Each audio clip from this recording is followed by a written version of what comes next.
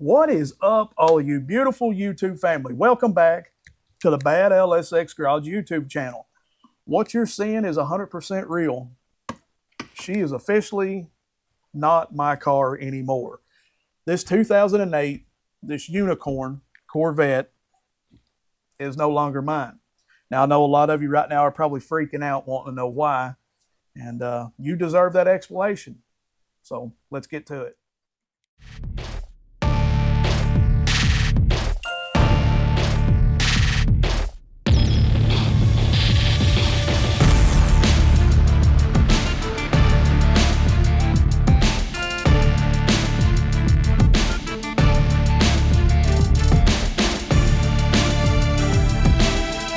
You don't get in a car like this and smile, there's something wrong with you.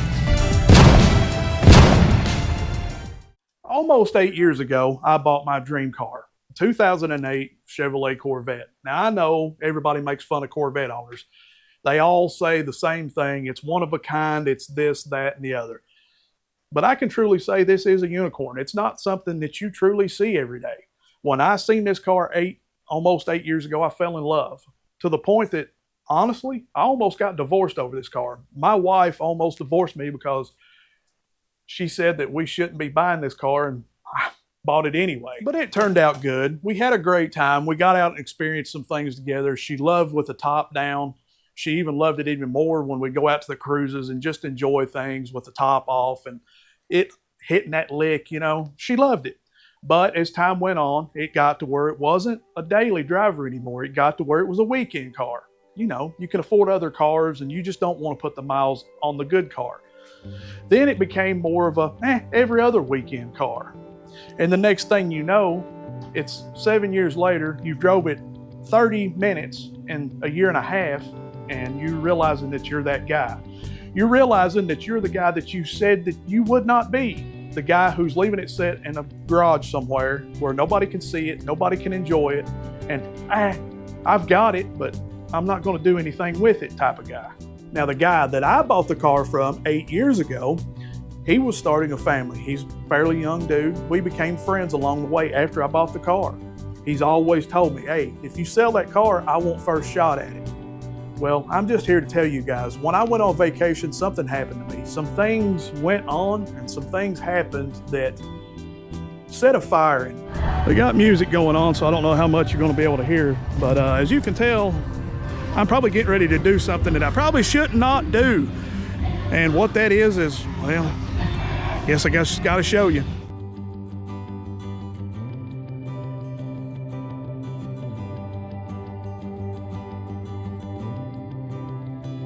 I realized that I don't need this car. I just don't. It's in the way. It doesn't do good views on the channel. One, because I'm not going to get out and tear this car all up and down the road, just ripping and romping it. I'm not going to tear it up like that. That's what people want to see. I'm not going to do that. And two, like I said, if I'm not driving it, what's the point of having something that you don't use? So it was time to hit old boy up. Hit him up, shot him a price. He came and looked at it. We agreed, and she's officially his car. What's going to happen from here? Well, you'll just have to stick around and find out. But I can tell you he will be here probably in a day or two to pick up the car, and we will say goodbye to my 2008, now his 2008 Corvette.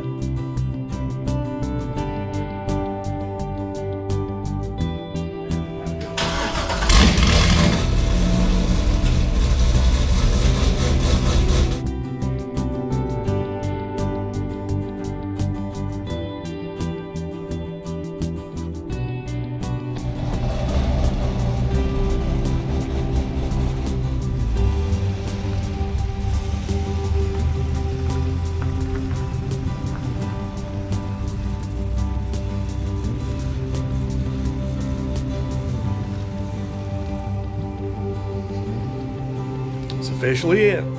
She's gone.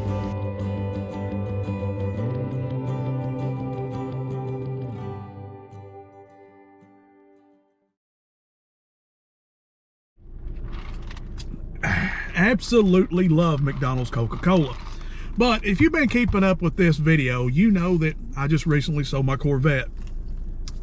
It hurt a little bit, but I knew what I had in mind when I put it up for sale. You probably can already guess what's gonna happen, but if not, if you're watching this video and don't have a clue, this channel is mostly motorcycle content. That's what it seems to gravitate towards. That seems to be what gets the most views. Why not go ahead and purchase a new motorcycle? Now, I have messaged 3 different dealerships with cash in hand, guys. Cash in hand right here. There's $30,000 in cash right here, right now. Nobody won't talk to me. I don't know why.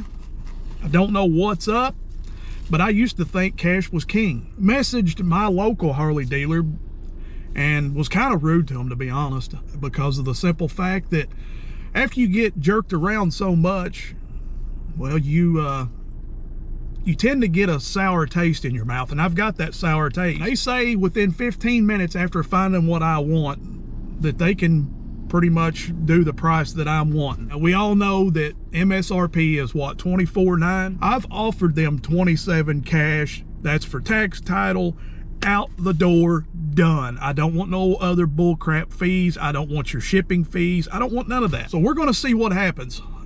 I will out these other dealerships just as soon as I find out if this dealership is actually going to be legit or not. Now, like I said, when I was on vacation, things changed. And what I mean by things changed was I actually rode a 23 Road Glide ST and fell in love. But I figured if I was going to pay that much money for a 23 model, why not just go ahead and spend the same amount and have all the features, all the huge upgrades, the new model design and everything. I want to give a big shout out right now to Burt's Barracuda in Florida. They helped. They done everything they could to help. Matter of fact, this is what it's going to happen today. If I can't get this deal worked out right here where I'm at right now, I will be calling Robert Silk Black at Burt's, and we will just go ahead and order it and just have it delivered, because I'm tired of being jerked around. I feel like that they have so good incentives on financing that the salesmen are getting a pretty decent kickback off of this. So when you come with cash in hand, they don't get that big commission, so they don't want to mess with you. But cash is king. I'm gonna pull out right now $3,000 out of this stack, and I'm gonna take 27 in, and we're gonna see if we can purchase this Road Glide. Stick around, stay tuned. Let's see what happens, fam. Here we are. I'm still not on a 24 Road Glide. It's being way too difficult. Sometimes you just gotta know when to walk away, and that's what I done this round. So here's the deal. When I went in, everybody knows, even from the text messages, this is a cash deal. I've said it several times in the text message, cash deal. 27,000 is all I'm willing to go.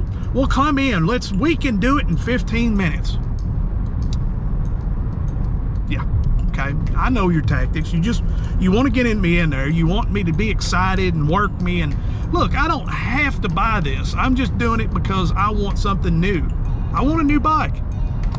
It ain't like I'm without a bike right now. I just want something new. I have a number in my mind. It's 27,000. I'm willing to go up maybe $500 more. They come up with $32,000. What? Now keep in mind, they were supposed to have the Whiskey Fire and the White Onyx Pearl. They only had the Whiskey Fire, which was fine. That pretty much eliminates my decision, because I was having a hard time trying to pick between the two. Come back with a number wrote down which says $28,232 or $236. But we'll do right now 30,000. I said no. Right there's the number that I'll do, and it said 28,000. What I say, 27,232 or 236. Well, that's just the price of the bike with the docking hardware. Ooh, I'm scared to death. That $232 docking hardware, I could buy it from Amazon for 60 bucks. It's going to be hidden anyway. I don't care. But he went back and come back with 29,000. I said, no, it's not happening. What's the best you can do? 27,000. I thought in my head for a minute, okay, just go up 500. So I went to 27.5. I said 27.5 is it. I'm done. No, we can't do that. We can't. We're losing on this bike. We're losing. No, you're not. No, you're not. Don't tell me that. I know better. For all the other people that you're charging $32,000 for and financing that, they're putting that bike at $45,000, $50,000 by the time it's financed. You're not going to lose just on me. You're not. And it's a cash deal. It's done deal. I went to the car, got the 27.5, laid it on the table. Nothing. Never seen that much cash before in my life, he said. And you probably won't either after I walk out of here, because if you don't take this, I'm leaving. So they come back with 28.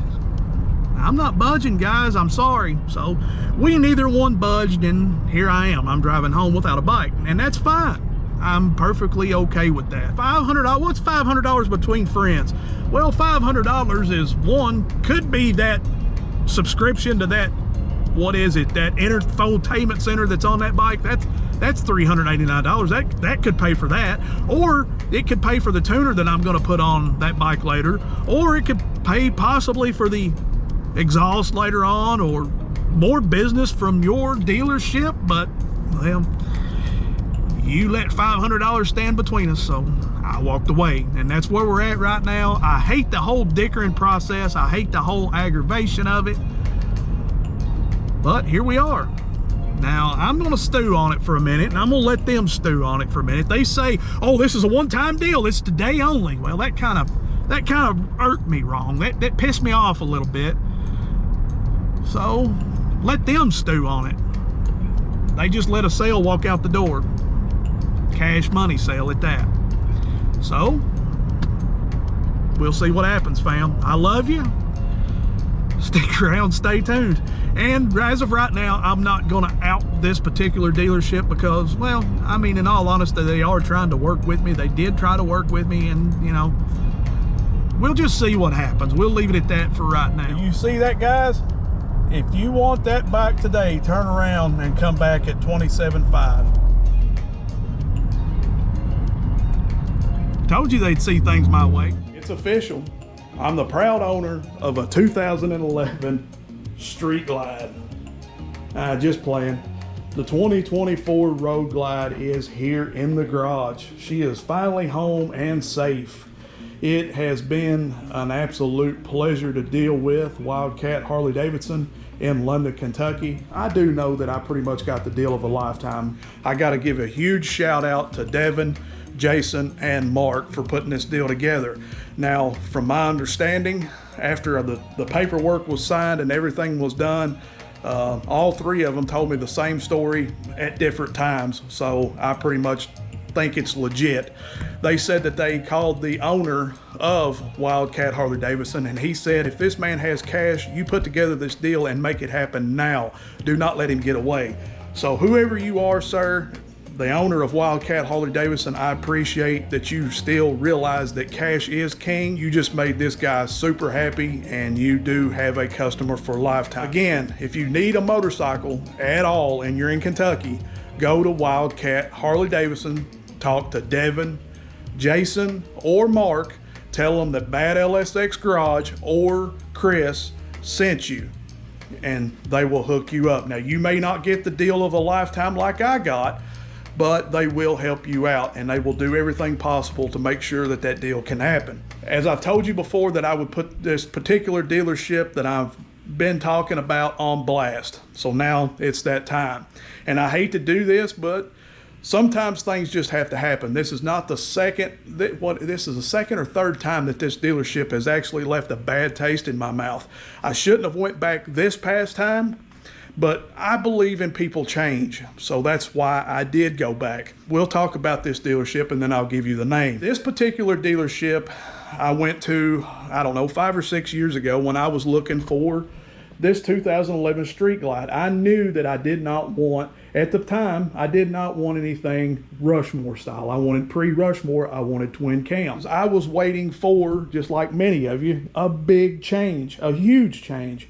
This was the change. But anyways, going back, walked in this particular dealership, explained what I wanted, actually found the bike that I was interested in, stood next to it forever. Nobody really would come and help. And when they did, they kind of just looked at me from head to toe and just kind of sort of shrugged me off. Never really would give me any prices, never would really help, never would really do much of anything. Matter of fact, we got aggravated and left that dealership that day went straight to Pigeon Forge, which is now Rocky Top, Harley-Davidson, right off the 407 exit as you're going into Pigeon Forge and Gatlinburg, and bought this 2011 Street Glide the same day that I left this particular dealership. Going to Current, when I was looking for this 2024 Road Glide, they had both. They had the white onyx pearl and they had the Whiskey Fire. I shot them a message because I didn't want to go up there because I figured it was going to be the runaround, but I give them a chance. They got back with me pretty quickly. Said his name was Larry and said that he would run some numbers and see what we could do. Asked me which one I was interested in. Told him I was interested in the Whiskey Fire or the white onyx pearl.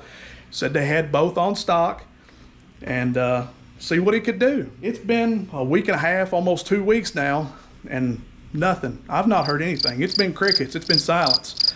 So yeah, you just lost a sale, bub. And matter of fact, you lost a customer, you lost a t-shirt customer, you lost a service customer.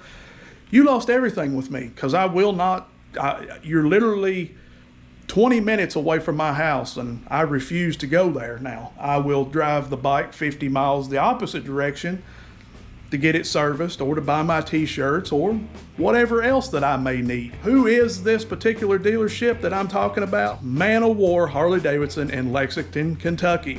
Now I know a lot of people have good luck out of those guys. A lot of people have made friends with these guys. Me, however, I just can't get anything done out of them. I can't never get anybody to deal with me. And I don't know why. I don't understand it. And I have talked to several people in the past that has also had sort of the same similar experiences as myself. But I've also talked to several other people who said that they've had the best experience in the world from them. So it teeters either way. I'm just telling you my personal views and how I've been personally done. So take that however you will. I hope this may help somebody out about the negotiations. You guys have seen the whole experience here from me going in Burt's Barracuda in Clearwater, Florida, talking to them about a 23 Road Glide ST, all the way down to coming back home and selling my 2008 Corvette, that whole experience, even now down to purchasing, the negotiation, and finally home of a 2024 Road Glide. Now, you do want to stick around and stay tuned because there are going to be plenty of other videos coming with this 2024 Road Glide. There's so much to do. I've got a ton of parts already on the way, and yeah, you do want to see what's coming for sure. So anyways, guys, that's all I've got for you for this week. Until next week, we'll see what happens, guys. I love you, love each and every one of you. And again, if you need a motorcycle, go talk to Devin, Jason, or Mark at Wildcat Harley-Davidson in London, Kentucky. And like I said, tell them that Bad LSX Garage sent you. You ready? Let's do this. Peace. I'm out.